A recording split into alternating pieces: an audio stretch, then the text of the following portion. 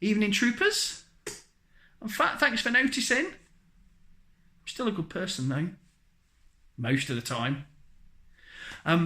This has been a really hard video to do. Because I want to talk about my gaming history. But it ends up just going on and on and on. In 1996, I bought a Mega Drive. And in 1997, I bought an N64, but I swapped it for a place. It's just boring. It was boring me. There was no silly voices. There was no talking about the aluminum falcon. It was just on and on and on and on. And this video has been fairly hard to make. I'm a bit tired because I've been cleaning today. The room's got a bit messy. And believe it or not, and I'm not joking, I mean it genuinely, I've actually cleaned my helmet today. And I don't know if you can tell, but it's got a nice kind of patina to it. It's come up really nice. So genuinely, I've cleaned my helmet today. If you're a big guy, you've got to have a clean helmet. And mine is. So, I'm not going to talk about gaming history because it went on forever and ever and ever. But there's two things I am going to talk about that I've sort of remembered from it and I think are actually interesting. They're my earliest gaming memory. And then a sort of 80s window to me and my life at the time and how I got into arcade gaming. So my earliest memory of gaming is playing Frogger at a friend's house in about 83, 84. And I remember thinking, this is what I want to do. This is pretty good. We had to keep, sharing it. And I'm not a sharing kind of guy. I'm an only child. I want to play. Mummy says I'm the best.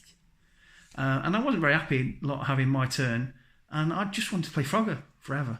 And it's a pretty good game still, isn't it? The concept of getting from there to there. There's still arcade games and stuff where you win tickets and stuff that use essentially Frogger. There's a lot of skill involved, and I can't imagine it's the hardest thing to code. So that was my earliest memory. And later on in the 80s, a strong memory is when my mum worked at an arcade, and she was the lady that used to give you change and stuff. And the arcade would have gambling machines, fruit machines at the front, but in the back was a video game arcade. And I used to sometimes hang out there. When I say hang out, it was more like we couldn't have a babysitter and my grandma was busy. It's normally a Wednesday afternoon when my grandma was at her club. Your grandma's probably had a club. So I used to hang out there and I'd play things like Zybots and 1942. And they were wicked games. They really were. Especially Zybots. Just look for a screenshot of Zybots and think, was that about 30 years ago? Wowzers. But that spoiled me a little bit because that... see, even this is boring, isn't it? But I'm going to rush through it and get to the funny. So even that was spoiled me a little bit because the gap in them days between arcade gaming and home gaming was massive.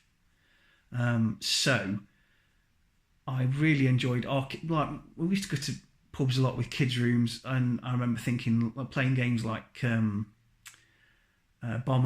and Pac-Man and all that kind of thing. So that's what I kind of look at now. I'm not a big platformer guy. I'm really bad at platformers. But I tend to like 80s and 70s arcadey style. And that's why I go for like arcade sticks and memorabilia from that kind of era. See, there's Pac-Man and Ghost there. There's more Pac-Man-y stuff. So that's me, really. I don't know what your earliest memory is of gaming. If you've got one, put it in the comments below. And like and subscribe if you'd like, because we are growing all the time. And I'm never going to make any money off this. I don't want to be monetized, but it's been nice for more people to see it and we all have a bit of fun with it. And I hope to try and make them a bit more interesting, because I thought talking about me, which is normally my favourite subject, would be more interesting, but this has been a swine to do. And maybe because I'm not in the best of moods, I've tried to be positive. PMA, positive mental attitude.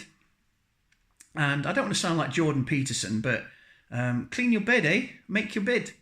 And I've cleaned my room that I use for gaming. I've sent the vacuum round, the little robot, and I've given it all a polish. And I've even cleaned this helmet. And I feel better. I'm in a nicer environment. But